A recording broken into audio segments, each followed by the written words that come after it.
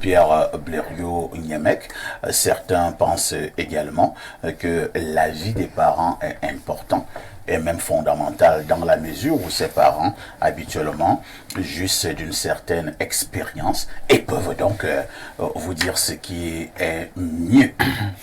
Parfois ici, dans l'Afrique ancienne, les parents ne sont pas seulement vos géniteurs.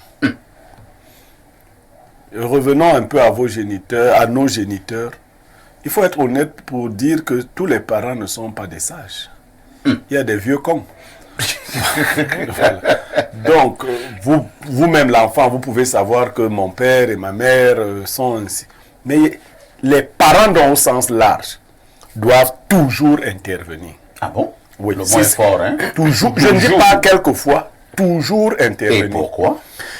Parce que voilà deux parfaits inconnus qui se rencontrent, qui sont obnubilés par le sentiment et qui ne se voient pas tels qu'ils sont, mais tels qu'ils voudraient qu'ils soient. L'homme qui est dans l'amour, la personne qui est impliquée dans l'amour ne voit pas l'être aimé tel qu'il est. C'est pour ça qu'on dit vulgairement que l'amour rend aveugle. Moi, je vous prends des cas personnels. Vous voyez votre soeur, votre cousine vit avec un monsieur à la maison qui parle, j'ai eu ce cas, qui parle d'argent et autres.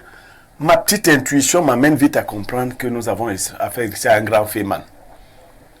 Mais ma soeur, ma cousine, totalement homme. Comment lui dire que, mais attends, le type, c'est... Vous savez comment ça... C'est un vendeur d'illusions. Non, aujourd'hui, cette cousine, elle est sortie de prison il n'y a pas longtemps. Oh là là. Mais après avoir vidé les caisses de la réunion de quartier. Parce que voilà, et ça pouvait se voir pour qui avait des yeux exercés. Mais il ne fallait pas lui parler en ce moment. Reconnaissons que quand nous sommes amoureux, nous n'avons plus les outils nécessaires pour voir qui est réellement notre partenaire. C'est pour cela qu'il n'y a pas que les parents, il y a des amis à viser, il y a des gens à viser autour de vous. Et il faut apprendre à écouter. Amenez discrètement votre homme, votre femme chez quelqu'un que vous savez être exercé. Laissez-les échanger. Et quelque chose peut en sortir. Parce que, vous voyez par exemple le féman, il croit qu'il est plus intelligent que tout le monde. Sauf que quand il cause avec quelqu'un de très sage, de particulièrement intelligent, il le suit à la trace, il le piste et il découvre. Mais vous avez aussi des gens qui envoûtent vos enfants, et ainsi de suite. Amenez-les auprès des gens initiés qui pourront vous dire ou qui pourront vous aider. Parce que c'est une décision dangereuse. Et celui qui a raté son mariage a raté sa vie. Et c'est donc une responsabilité si lourde que moi j'estime qu'il ne faut pas la laisser entre les mains de simples enfants. C'est je l'aime. On s'aime, vous s'aimez quoi? Vous s'aimez quoi? Le manioc, on s'aime là finit toujours par dire si j'avais su. Donc, permettez. Maintenant, vous pouvez connaître aussi des parents qui ont un goût poussé pour le matériel. Quelles sont les raisons qu'ils vont évoquer? Elles seront directement liées au matériel.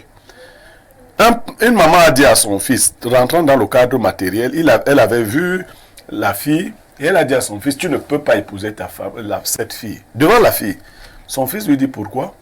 La maman lui dit, tu es l'espoir de ma famille. C'est sur toi que j'ai tout fondé. Et je suis d'une famille modeste. Cette fille aussi, sa mère a comme moi 9 ou 10 enfants. Elle est aussi l'espoir de sa famille. Moi, je lui conseille de trouver un homme qui a les moyens pour l'épouser. Toi, ce n'est pas encore le moment. Le fils a dit à sa maman, j'aurai les moyens de garder les deux familles. Mais vous savez ce qui est arrivé au fils? Non. Quand la fille a eu une situation de vie, elle a dit au garçon, il y a la malchance sur toi. Moi, je ne peux pas gagner mon argent et venir te garder. La fille est partie. Et le fils a pensé à sa maman. Le fils a pensé à sa maman. Beaucoup d'années plus tard, il a compris. Donc, il y a des femmes que vous aimez, mais que vous ne pouvez pas épouser. Et vice-versa. L'amour ne suffit pas pour épouser quelqu'un. Parce que l'amour finit au carrefour des problèmes. Toujours avec tes sagesses là. J'espère que ce n'est pas ciblé. Alors, Bernardo, nous avons également d'autres cas de figure. Hein.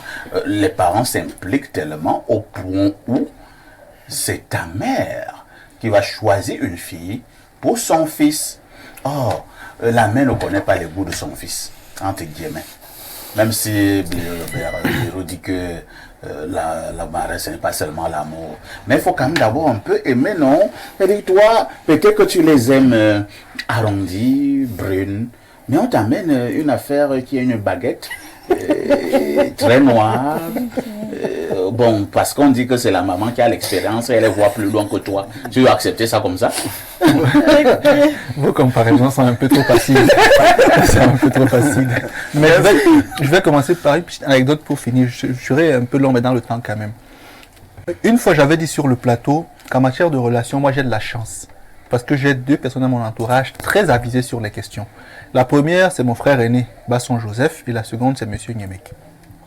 Un monsieur m'a appelé, un fan d'espace miné, pour me dire « Arrête de dire que Nyemek t'éduque sur les questions de mariage, où il te suggère des points de vue, parce que lui, il a 5 femmes, il a 15 enfants, il ne connaît rien, un homme sincère n'est pas ci, n'est pas ça. » J'ai demandé à ce monsieur au téléphone « Monsieur, est-ce que je peux répondre ?» Il me dit « Oui. » Je lui ai demandé « Qu'est-ce qui est nouveau dans une relation ? Qu'est-ce que je vivrai moi que d'autres n'ont pas vécu avant? Il y aura des spécificités, certes. On a toujours les mêmes problèmes. Problèmes de caprice, problèmes d'argent, problèmes d'enfantement, ainsi de suite. Si donc quelqu'un qui est passé par là me donne 2-3 outils pour mieux gérer, qu'est-ce que je perds? Il est resté calme. Il m'a dit, tu es un peu sage quand même. Il a coupé, on est passé. Ça, c'est juste une illustration. Deuxième chose parfaite ici. Quand l'enfant naît, quand il commence à marcher, qu'est-ce qui se passe? Sa mère ou son père l'accompagne. Quand l'homme décède, qu'est-ce qui se passe? Ses proches l'enterrent. Mais quand l'homme va se marier, pourquoi est-ce qu'il veut aller seul? C'est une nouvelle vie. C'est une découverte. On ne connaissait pas. C'est une nouvelle étape. Il faut donc toujours des gens qui vont progressivement vous y emmener et vous lâcher après en vous disant... Bernardo, sauf que il y a également ces personnes qui prétendent vous soutenir dans le cadre du mariage, mais qui sont parfois des conseillers toxiques. J'arriverai parfaitement ici. C'était pour moi l'occasion de dire, on a acte de naissance, de mariage et de décès. C'est 3 étapes fondamentales de la vie de l'homme. Et chaque élément autour de ces événements-là mérite un accompagnement particulier. Quand on est, il y a des gens qui nous portent.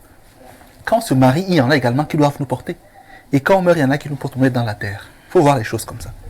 Maintenant, chez nous, en Bassa, on dit, quand un cadavre va se ressusciter, il commence à montrer des signes. Parfait ici, en observant vos parents, vos oncles et vos tantes, vous pouvez savoir qui a eu un bon mariage, qui n'a pas eu un bon mariage. Qui a prospéré, qui n'a pas prospéré. Qui a été un bon père, qui n'y a pas été. Et là, vous prêtez une oreille attentive à celui qui a réussi. Celui qui a échoué peut vous dire également ce qu'il a fait échouer. Vous gardez. Celui qui a réussi vous dit, j'ai fait ceci, qui a réussi, vous capitalisez. Donc aujourd'hui, le problème, c'est que les jeunes qui se disent modernes sont obnubilés par l'émotion et le sentiment. Les sentiments ne sont que des éléments énergétiques qui nous permettent d'avoir des rapports humains.